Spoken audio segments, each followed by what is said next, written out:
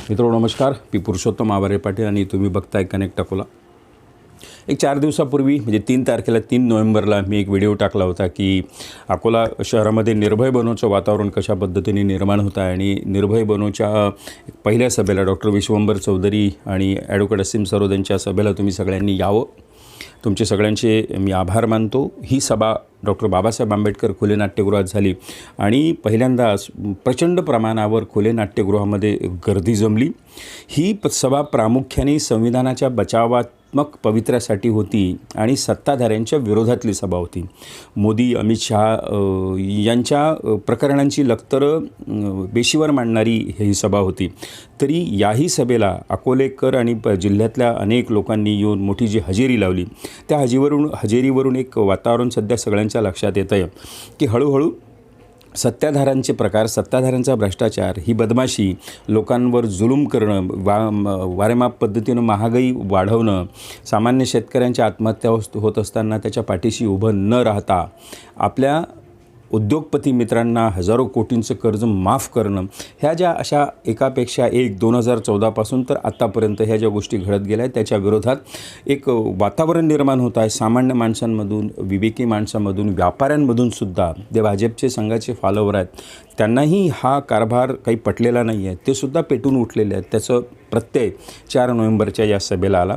अकोल्यात घडणारं हे परिवर्तनाचं पाऊल जे आहे हे सुरुवात आहे। या निमित्ताने अकोल्याला दर महिन्याला निर्भय बनो आंदोलन असे काही कार्यक्रम घेत राहील आणि त्या सगळ्या कार्यक्रमांनासुद्धा तुमचा निश्चितच मोठ्या प्रमाणावर हातभार असेल, यात शंका नाही।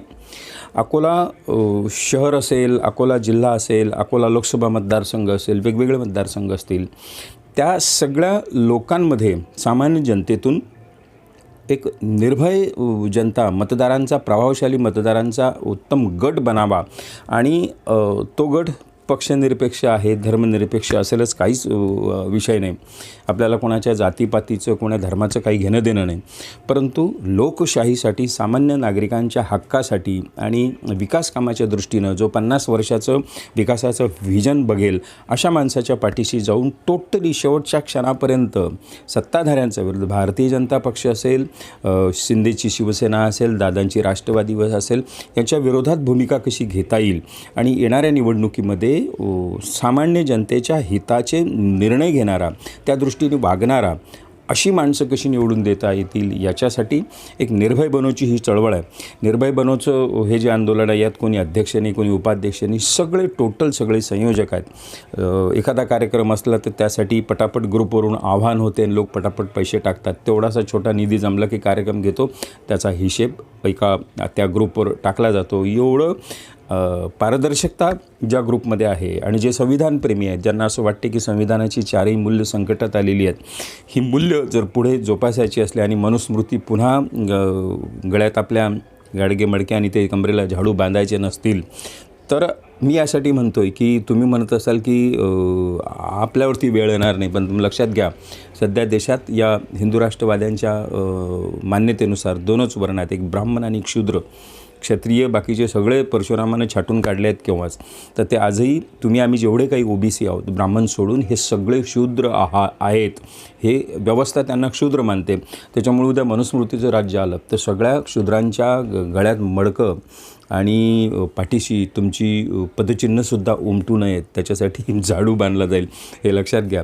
त्याच्यामुळे तुम्ही काही फार अभिमान बाळगू नका।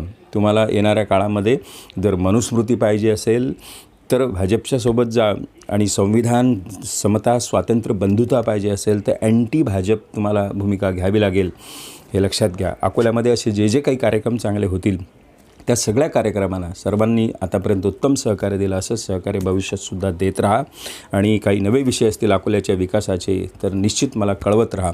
हा व्हिडिओ आवडला असेल तर शेअर करा आणि हे चॅनल सबस्क्राईब करा। धन्यवाद।